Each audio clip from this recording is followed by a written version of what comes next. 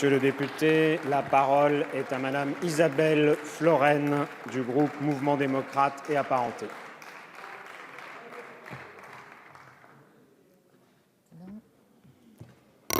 Monsieur le Président, Madame la Ministre, Mesdames et Messieurs les rapporteurs, mes chers collègues, nous savions que ce moment viendrait. Rendez-vous était pris depuis plus d'1 an, pour nous comme pour nos concitoyens. Le moment est donc venu et le défi est double.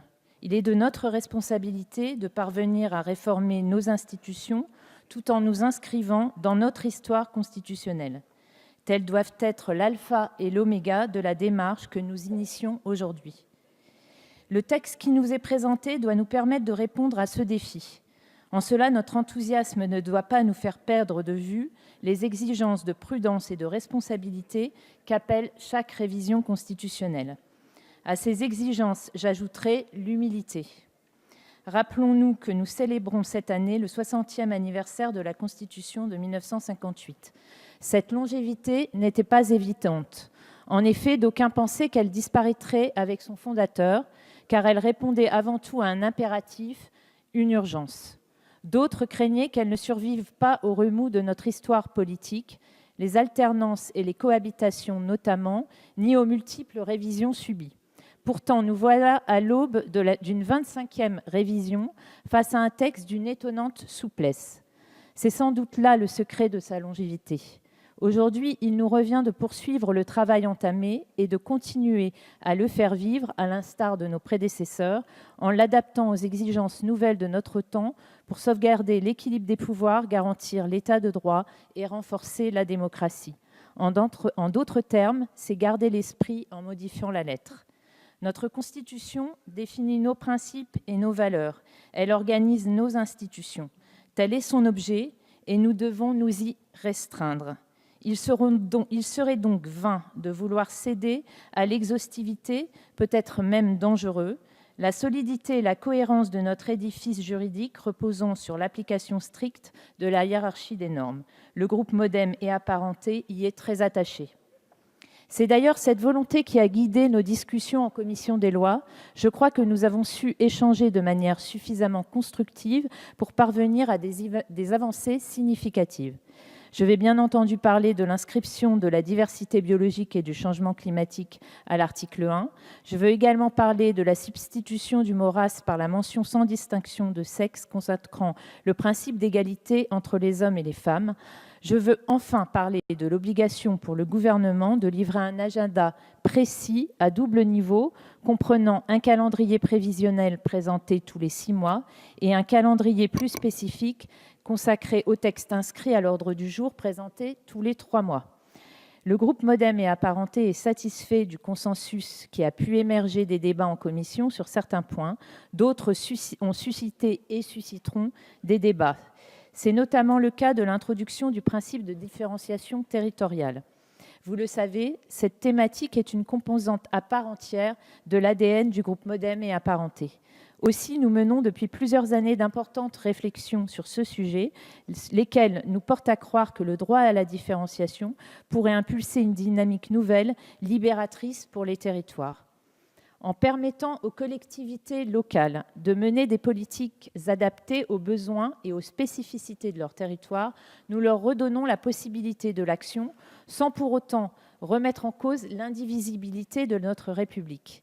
C'est également en ce sens que nous portons un amendement modifiant pour partie l'article 1er de la Constitution et insistant sur l'idée d'une véritable diversité de nos territoires. Vous l'aurez donc compris, nous espérons que le projet de loi organique sur le sujet nous permettra d'aller plus avant encore dans nos propositions. Autre point en débat, la réforme du travail parlementaire. Il s'agit d'une problématique qui a toujours occupé une place cruciale dans les travaux de notre groupe. Il nous semble ainsi que notre travail gagnerait très largement en qualité avec certains aménagements, quelquefois très simples, quelquefois plus lourds, de notre Constitution. Et cela tant concernant le Parlement que le gouvernement.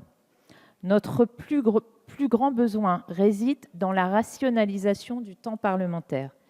Invoquée à l'article 8 via une procédure de temps gouvernemental prioritaire, cette rationalisation n'est peut-être pas abordée selon le bon prisme. Là encore, nous ne traiterons pas les difficultés que nous rencontrons en cédant les semaines normalement consacrées au contrôle, à l'évaluation ou à l'initiative législative parlementaire. La seule solution qui pourrait conjuguer efficacité et gain de temps semble être celle d'une meilleure répartition du temps de travail entre gouvernement et Parlement. Notre groupe a préféré privilégier une approche globale du problème qui repose sur deux principes, lisibilité et prévisibilité. Aussi, la nouvelle architecture du temps parlementaire que nous vous soumettrons est articulée de manière à ce que chacun puisse y prendre la place qui lui revient, gouvernement, Parlement dans ses composantes diverses, majorité et opposition. Nous vous proposerons donc d'allonger significativement la session ordinaire de manière à ce que, d'une part, elle corresponde mieux à la réalité que nous connaissons depuis plusieurs législatures et que, d'autre part, elle permette une répartition plus équilibrée entre les semaines du gouvernement et les semaines de l'Assemblée. À l'intérieur de cette session ordinaire prolongée, les semaines de travail seraient organisées selon un nouveau schéma qui donnerait à la fois suffisamment de temps au gouvernement pour inscrire ces textes et aux assemblées la maîtrise totale des semaines qui leur sont dévolues. Ce schéma ne serait pas complet si nous n'abordions pas la question de la prévisibilité.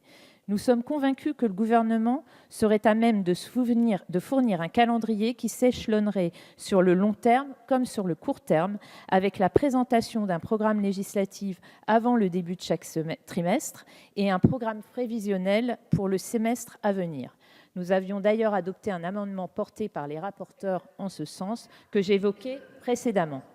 Au-delà de la prévisibilité de nos travaux et de leur organisation, il y a la question du droit d'amendement. Nous avons eu d'intenses discussions en commission des lois, car ce qui est proposé dans le texte signe une modification des pratiques de l'Assemblée. Je parle à dessein de l'Assemblée et non du Parlement, puisque le Sénat applique déjà assez largement ce que le gouvernement propose de faire. Cependant, ce dont nous allons débattre à ce sujet marquera durablement nos pratiques. Ainsi, l'article 3 du projet de loi encadre le droit d'amendement en établissant des cas d'irrecevabilité systématique.